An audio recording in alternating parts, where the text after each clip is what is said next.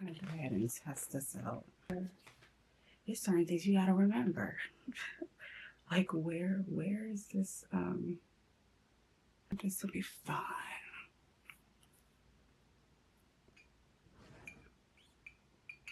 Is it still recording? No. Interconnected worlds stress me out. It makes me very nervous that I'm gonna fuck up the timeline. Then I think that's one of the reasons I don't use dates anymore. Like I used to use dates pretty early on in my writing journey, but now I just don't use dates because I don't want to F up the timeline. Because if anybody is gonna know the timeline, it's gonna be me, right? So I find myself constantly making sure that the timeline is lining up. I'm not saying I'll never use dates ever again, but that's just one of the reasons I don't use dates anymore, because I'm trying to have the stories connect, and the only way that it can connect is if the stories are making sense. So I use events, storyline moments instead of using dates. But I love interconnected stories, and I'm gonna tell you why.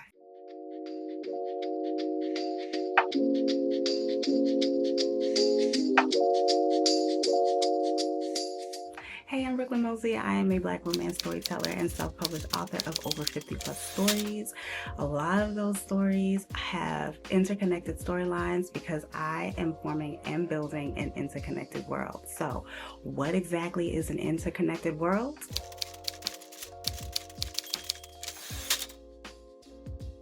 In my book world, my interconnections are purposeful. So I build the stories over with the idea that all of the characters are connected by 6 degrees, at least at the most 6 degrees. So everyone knows each other in some way or are about to meet each other for a reason.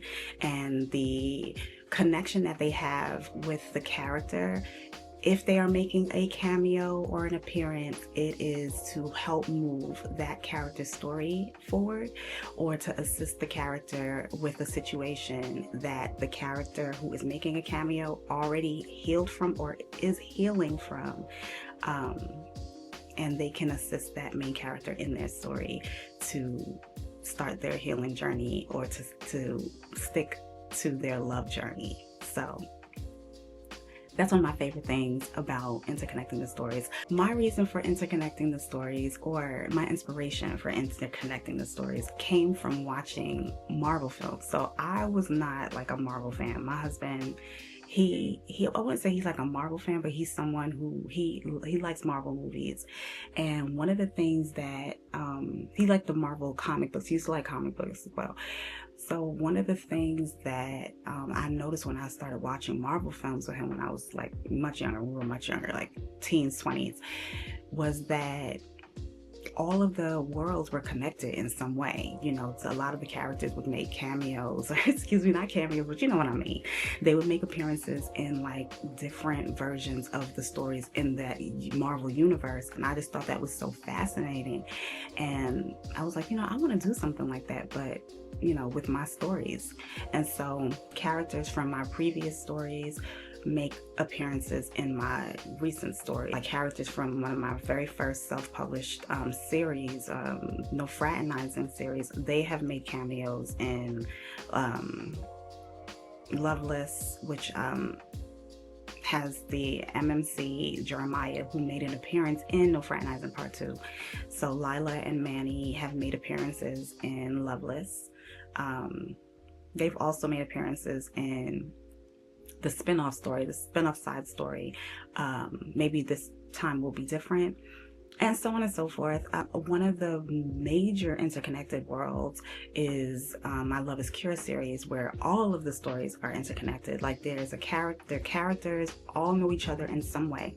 For example, the first book, Pride, Summer and Jace, those main characters make an appearance in Welcome to Brooklyn. They make an appearance in Wrath because Summer's cousin Asher is the MMC in Wrath, and the love interest of the FMC Lauren. All of these names, y'all. Having to keep track and remember all of these names is quite an interesting thing. So yeah, the Love is Cure universe, the Love is Cure world, the Love is Cure, the books in that world are all connected in some way, or the characters know each other. Everett, who's the MMC in Gluttony, is the brother to Erin, who is the FMC in Sloth. The MMC in Lust makes an appearance in Envy because the FMC in Envy was in Lust wanting to have a relationship with that MMC, but that MMC was looking to redeem himself with his first love. So it's all interconnected. It's this really beautiful web of connections that are all purposeful, all mean something, and are not just there to be there, but are also what I really love, and I love giving the effect of, is that 90s guest star, guest starring whomever, and then they just walk in, or they're like in a scene and we're just like, yeah. So I love that effect, that thing. And so yeah, I've done that. So one of the stories that I'm focusing on now, because I'm developing, is the second book to Ready or Not, which is a spinoff to Last Comes Love. So Ready or Not is Riley's story.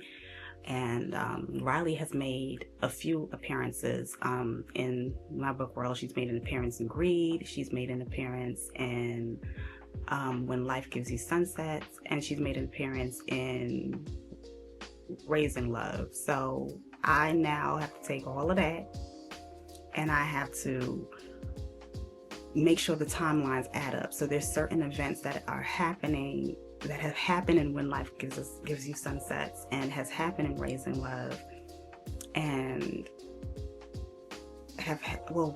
Greed is more so runs parallel to Last Comes Love, so that it literally runs parallel. So there's like an actual conversation that the MMC Lennox in Last Comes Love has with the MMC in Greed, where we get both sides of the conversation. We know what both of them said, because that's how the story runs parallel.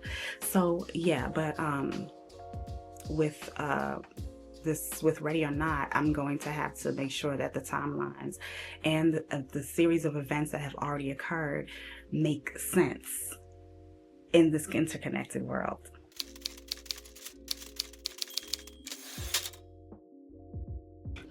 What I really like about writing the interconnected worlds and writing stories that are mostly standalone is that you can have that moment where you see a particular character in a story and you realize that they have their own story, and then you go and you read their story, and a lot of the things that the advice they were giving, or for example, perfect example is my recent release, My Only. In one of the scenes, the MMC Hassani is speaking with his colleague Levi, and Levi is an MMC in my story, Cali Lee, a serialized romance.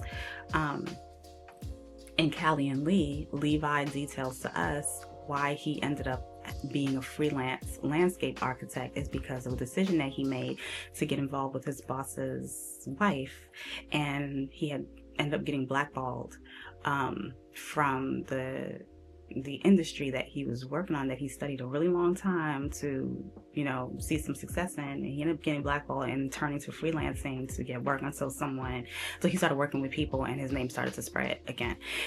But he's in the break room in My Only speaking to Hassani, who's dealing with a situation where a woman, I'm not going to say that, it's going to give away too much, but Hassani is dealing with a situation where Levi feels he needs to step in and say, be careful.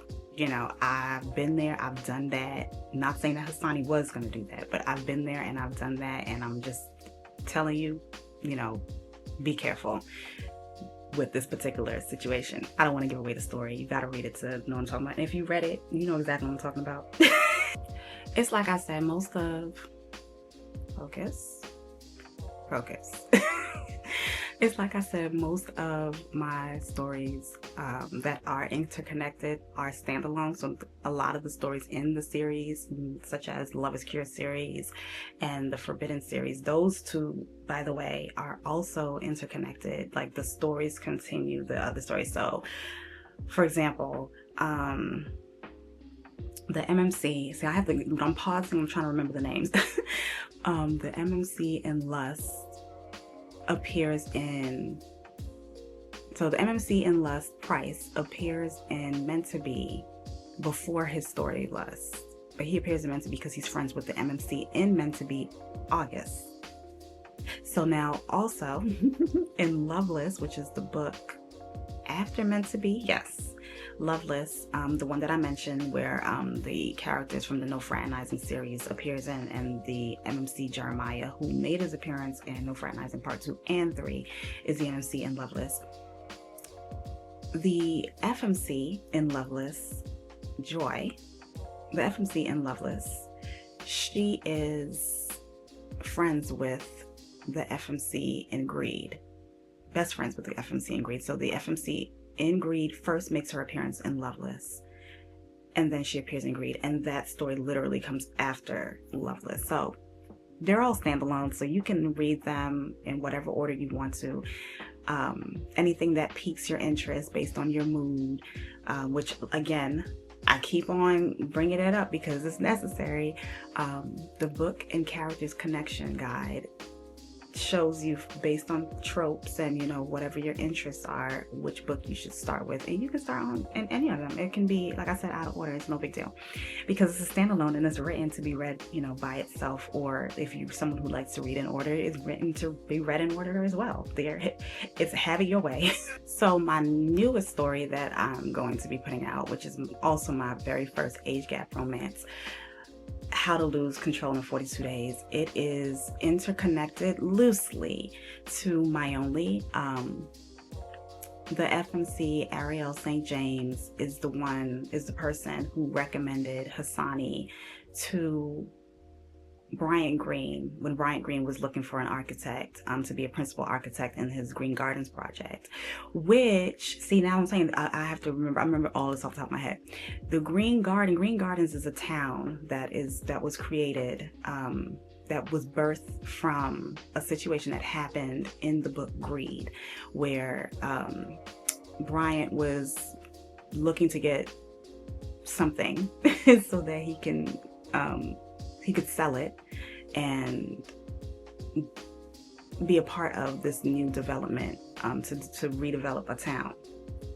And the FMC in Greed, Zoe, suggests to him that he starts his own town. So he buys acres and acres of land and he forms the Green Gardens, which is a village. It's a Black-owned, Black-lived, Black-thriving village for Black business owners and Black families. And so Hassani, who is an architect, who we knew was an architect from his story, My First, My Last, a lot of books and put them all up. He gets hired by Bryant to be the principal architect of this Green Gardens project. And he learns of Hassani through Ariel St. James, who will be the FMC in my upcoming age gap novella, How to Lose Control in 42 Days. Okay, you see that? It's so much fun. For me, it's so much fun to connect everything, to connect all the stories and connect all of the characters. Hassani will not be in that book. There won't be any familiar people in How to Lose Control in 42 Days. But Ariel is a very important person, and so is her hotel, the St. James in New York. So in the next episode, we're going to talk more about How to Lose Control in 42 Days. The process in working in a trope that I have never written in. I've written an age gap short story, but it was mostly lust. It was not even romance, and that appeared in Forbidden. That was Mellow's story with his mother's friend. Which, if you would like to read that, it is available everywhere your books are sold, in ebook and in paperback. That entire anthology is... But I'm biased. I wrote it.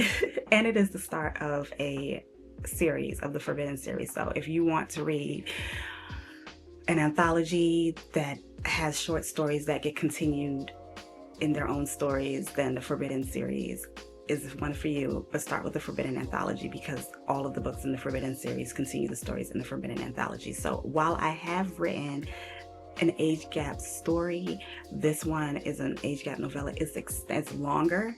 It is a trope that I have not ever, really